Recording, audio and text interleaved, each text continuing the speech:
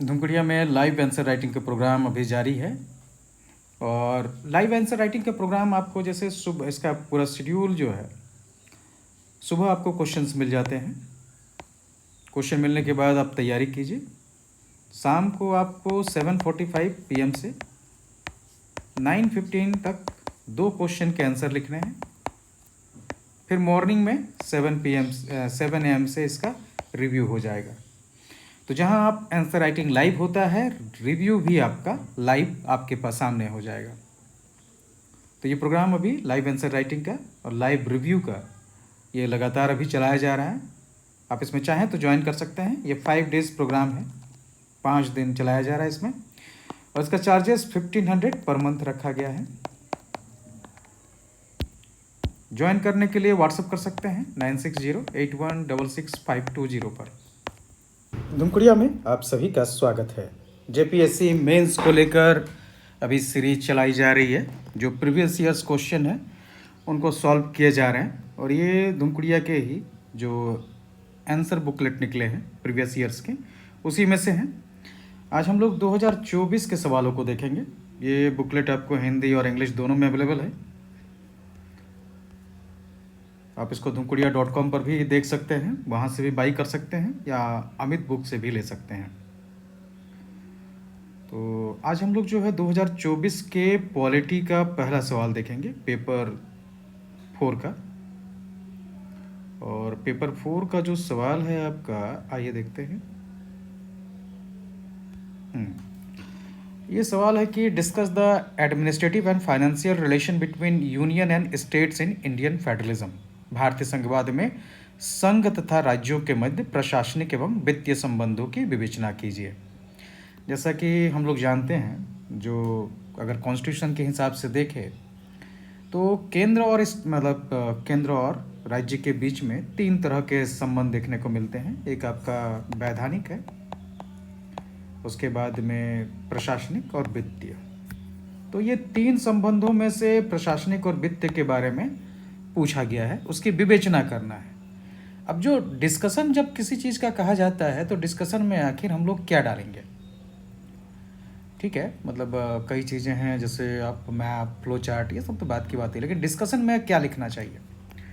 तो डिस्कशन में पहले नंबर तो आपका इंट्रो जो रहेगा, एक इंट्रोडक्शन आपका डालना ज़रूरी है आंसर का। उसके बाद डिस्कशन मतलब हर एरिया को आपको देखना है, जितने भी चीज़ें हो सकती हैं। तो उसके बाद में सबके डेफिनेशन दीजिएगा और उसके पक्ष बताइएगा। उनके पॉजिटिव और नेगेटिव दोनों पक्ष देने हैं। एक बैलेंस एनालिसिस भी करना होगा आपको। इसके अलावा अगर सुधार के कुछ प्रयास हैं तो उनके बारे में भी लिखना होगा। और लास्ट में एक कंक्लूजन आपको देना है। एक इंट्रो, दोनों के बारे में जानकारी, उसके पॉजिटिव और नेगेटिव पक्ष, बैलेंस डिस्कशन, सुधार के अगर प्रयास है, कुछ इस तरह की नई चीज़ें हैं जो आप इंक्लूड करना चाहते हैं तो वो दे सकते हैं, कंक्लूजन दे सकते हैं। डिस्कस मतलब होता है उसके बारे में चर्चा करना उसके सभी पक्षों के बारे में।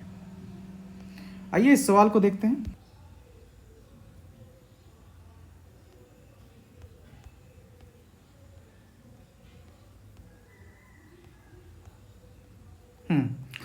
तो आइए देखते हैं। तो सवाल में जैसे आप एक इंट्रो लिखिएगा और इंट्रो के साथ में आप बताइएगा कि भारतीय संविधान के तहत केंद्र और राज्य के बीच में 3 तरह के संबंध हैं। एक तो आपको विधानसभा और वैधानिक जो संबंध है, उसके अलावा प्रशासनिक संबंध है और वित्तीय संबंध है। और प्रश्न के अनुसार जो है आपको प्रशासनिक और वित्तीय संबंध के बारे में चर्चा करना है। इसको आप अलग अलग भी लिख सकते हैं इस आंसर में जो कंटेंट है उसको लेकर, या आप उसको और बेहतर तरीके से समराइज कर सकते हैं। काफ़ी डिटेल जानकारी दी गई है तो इसको कम करना होगा आपको। सबसे पहले जैसे प्रशासनिक संबंध के बारे में दिया हुआ, प्रशासनिक संबंध क्या है, संविधान में कहाँ उसके किन किन आर्टिकल्स में है, 256 से 263 में मेनली जो है प्रशासनिक संबंध के बारे में। संवैधानिक ढांचा क्या है, जैसे शक्तियों का विभाजन, अनुच्छेद 246 और 7वीं अनुसूची। संघ की निदेशक शक्तियाँ जो राज्य को पालन करनी होती हैं, अनुच्छेद 256, 257, 356 के तहत।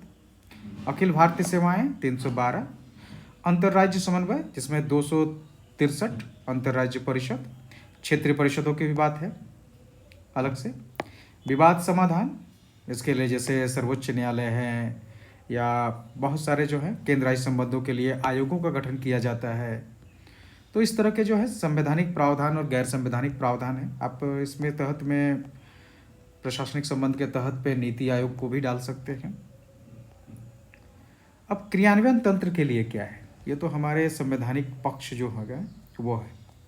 क्रियान्वयन तंत्र में जैसे संघ का निरीक्षण है, समन्वय निकाय है, जैसे पहले एनडीसी था, फिर नीति आयोग आ गया, प्रतिनिधिमंडल और सहयोग भी हैं। अब इसके पॉजिटिव और नेगेटिव दोनों पक्ष आपको दे सकते हैं। उसके बाद वित्तीय संबंध बताना है, सेम वैसे ही उसका संवैधानिक ढांचा क्या है, तो जैसे वित्त शक्तियों का विभाजन है। और उसके बाद राजस्व वितरण 270, 268 और 269 के तहत में, सहायता अनुदान दो दिए जाते हैं 275 के तहत, 282 के तहत में, वित्त आयोग का गठन 280, उधार लेने की शक्तियां जैसे हैं 293। अब इसके क्रियान्वयन के लिए क्या है संवैधानिक ढांचा का, तो जैसे कर बंटवारा किया जाता है या केंद्र प्रायोजित योजनाएं हैं, अनुदान दिया जाता है, राजकोषीय समन्वय, इसमें आप वित्त आयोग और उसके अलावा जीएसटी परिषद को भी लिख सकते हैं। उसके पॉजिटिव और नेगेटिव दोनों पक्ष देना है आपको। अब इसको चाहें तो आप छोटा करके भी कर सकते हैं।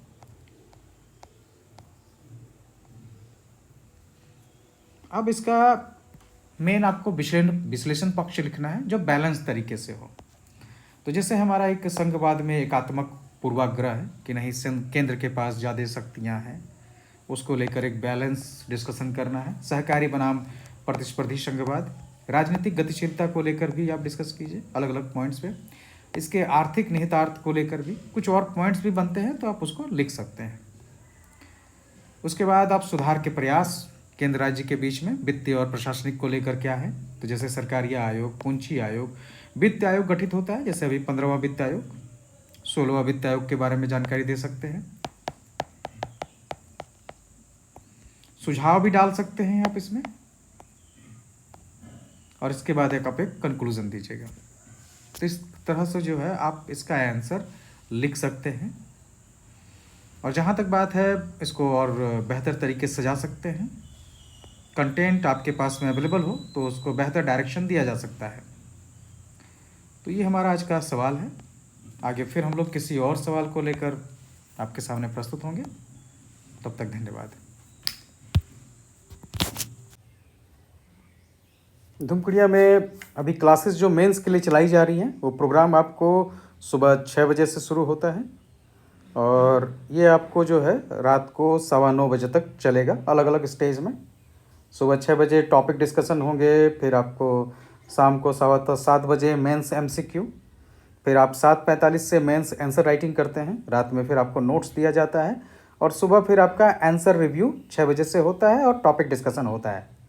तो ये एक जो है डेली प्रोसेस पे है और ये लगातार अभी मेंस के लिए चलाया जा रहा है धूमकुड़िया की ओर से। अगर ज्वाइन करना चाहते हैं तो आप व्हाट्सअप कर सकते हैं 9608166520 पर या धूमकुड़िया.com पर जाकर रजिस्ट्रेशन कर सकते हैं।